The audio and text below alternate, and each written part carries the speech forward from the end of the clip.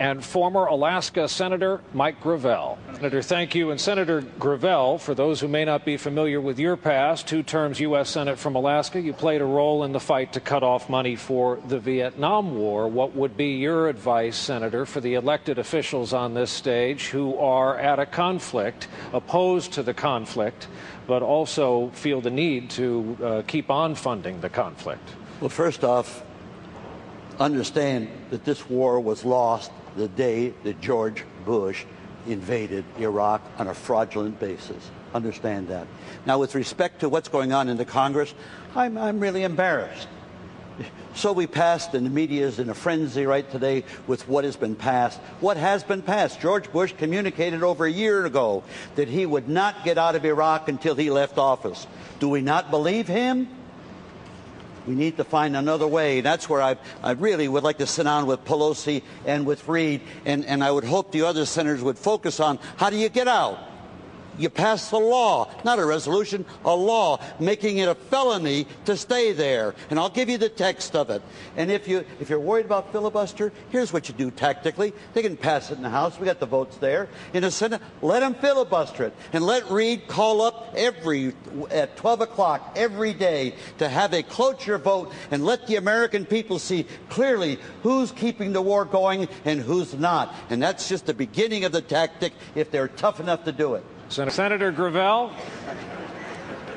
at a forum earlier this year, I want to get this right, you said it doesn't matter whether you are elected president or not, so then why are you here tonight? Shouldn't debates be for candidates who are in the race to win the race? Brian, you're right, I made that statement, but that's before I had a chance to stand with them 3 times.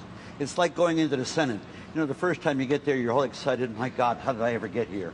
Then about 6 months later, you say, how the hell did the rest of them get here? And I got to tell you, after standing up with them, some of these people frighten me. They frighten me. When you have mainline candidates that turn around and say that there's nothing off the table with respect to Iran, that's code for using nukes, nuclear devices. I got to tell you, I'm President of the United States. There will be no preemptive wars with nuclear devices. To my mind, it's immoral, and it's been immoral for the last 50 years as part of American foreign policy. Let's use a little moderator discretion here. Senator Gravel, that's a weighty charge. Who on this stage exactly tonight worries you so much? Well, I would say the top-tier ones. The top-tier ones. They've made statements. Oh, Joe, I'll include you, too. You have a certain arrogance. You want to tell the Iraqis how to run their country. I got to tell you, we should just plain get out.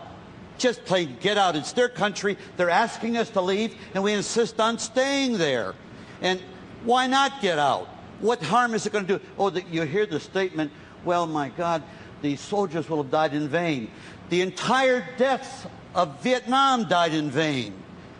And they're dying in vain right this very second. You know what's worse than a soldier dying in vain is more soldiers dying in vain. That's what's worse. Short answer question. One sentence, and I'm going to ask each of you, beginning with Senator Gravel. This is from Paula in Conway, South Carolina. What is the most significant political or professional mistake you have made in the past 4 years? And what, if anything, did you learn from this mistake which makes you a better candidate? And make the sentence no longer than 20 seconds, okay? Senator Gravel. I've just grown up. I'm the senior statesman on here, and I was beginning to feel like a potted plant standing over here. But let me point out to you, in one sentence, I won't hold their youth and inexperience against them. Thank you, sir. Representative. Same question. Other than Iraq, 3 most important enemies to the United States. We have no important enemies. What we need to do is to begin to deal with the rest of the world as equals, and we don't do that.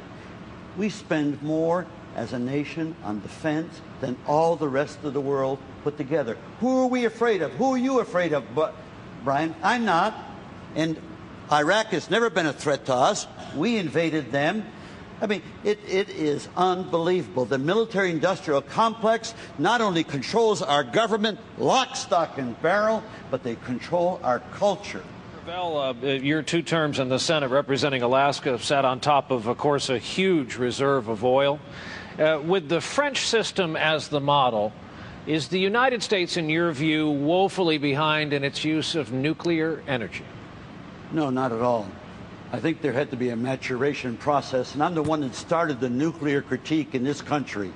I'm also the one that denied the boots on the ground for George Bush today when I filibustered at the end of the draft.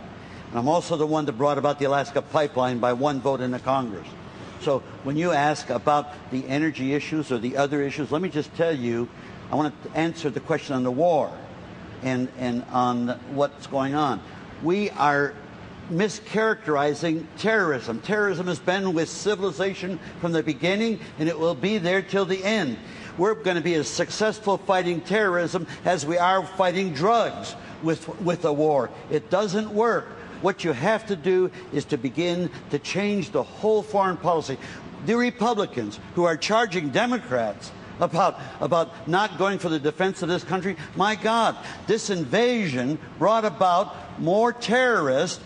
Osama bin Laden must have been rolling in his blankets, Senator, how happy he was over our invading Iraq. Time is Senator Gravel. 30 seconds, please. No, with respect to Iran, we've sanctioned them for 26 years. We scared the bejesus out of them when the president says they're evil. Well, you know something? These things don't work. They don't work. We need to recognize them. And you know something? Who is the greatest violator of the Non-Proliferation Treaty? The United States of America. We signed a pledge that we would begin to disarm, and we're not doing it. We're expanding our nukes. Who the hell are we going to nuke? Senator, tell me, Barack, who are you want to nuke? I'm not planning to nuke anybody right now, Mike. I promise you. Good. We're safe then for a while. Senators both, thank you.